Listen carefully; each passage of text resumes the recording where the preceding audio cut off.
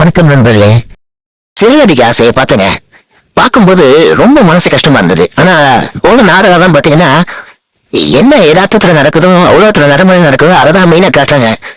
அக்கம் பக்கத்துல விசாரிக்கிறத நண்பர்கள்ட்ட விசாரிக்கிறத இதைதான் எடுத்து போறேன். அப்படி இருக்கும்போது இது யதார்த்தத்துல நடக்கூடிய விஷயத்தான் காட்டியிருக்காங்க.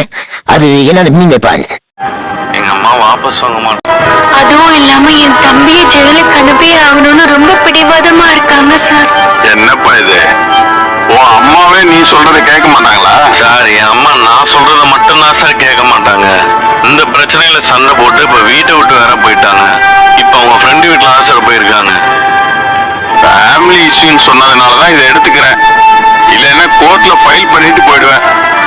உங்க அம்மா விட ரொம்ப ஸ்ட்ராங்கா இருக்காங்க, ஒத்துக்க வைக்க முடியாதுன்னு சொல்றீங்க.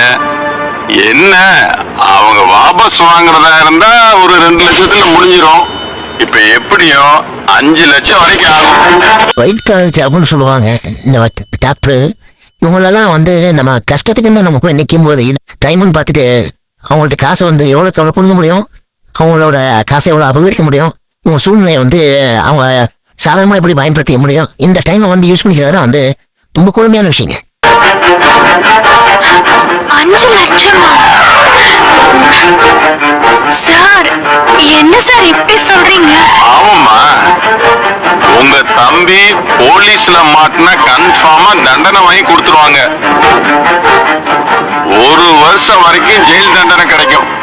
எப்படி காசு அரேஞ்ச் பண்ணாம போயிடுவாங்கன்னு சொல்லிட்டு என்னென்ன காரணம் சொல்றாரு பாருங்க. அந்த டைம் இவங்க வந்த விஷயத்தை பேசி நெருக்கடி கொடுக்குறா போல. அதை என்னென்ன செக்யூரிட்டின்னு சொல்லி நெருக்கடி கொடுத்து காசு அரேஞ்ச் பண்ற ஒரு கவனமற்ற இருக்கிற ஒரு சூழ்நிலைக்கு தள்ளிடுறாரு. 1 வருஷமா? என்னங்க இப்படி சொல்றாரு சார்? உங்களை பயமுறுத்துறதுக்காக சொல்ல, இருக்கிற ஃபேக்ட சொல்றேன். அப்படி நடக்க கூடாதுன்னா கொஞ்சம் காசு செலவு பண்ணி தான் ஆகணும். சரி, நீ அழுதுற இரு, பேசிக்கலாம் இரு. சார், வேற எதுவும் வழி இல்லையா சார்? இத பாருப்பா, நான் மத்த வக்கீல் மாதிரி எடுத்த கேஸ ஜெயிச்சா மட்டும் போதும்னு நினைக்கிறவன் இல்ல. குடும்ப விஷயங்கிறதுனால 2 பக்கம் இருக்கிற நியாயத்தை பார்த்து 2 பேருக்கும் எந்த பாதிப்பும் வராம கேஸ முடிக்கணும்னு நினைப்பேன். மத்தபடி எனக்கு எவ்வளவு ஃபீஸ் வரும்லாம் நான் பெருசா யோசிக்க மாட்டேன். சார், அமௌண்ட் கொஞ்சம் அதிகமா இருக்கே சார்.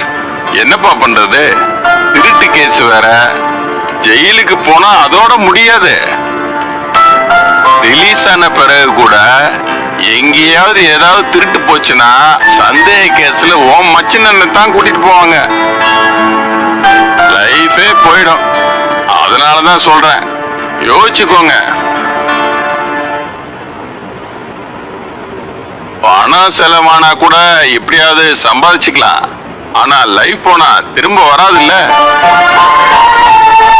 பணத்தை ரெடி பண்ண பாருங்க. கொஞ்சம் டைம் கொடுங்க சார், நாங்க பேசிட்டு சொல்றோம். டைம் ஆக ரிஸ்க் ரொம்ப அதிகம்ப்பா. திருட்டு கேஸோட தலைமறைவு கேஸ் சேர்ந்து தண்டனை அதிகமாயிடும். ஜாமீன் கிடைக்கிறது ரொம்ப கஷ்டமாயிரும். அதனாலதான் சொல்றேன். சரிங்க சார், அப்ப நாங்க பணத்தை ரெடி பண்ணிட்டு சொல்றோம். ஓகே, வரோம் சார்.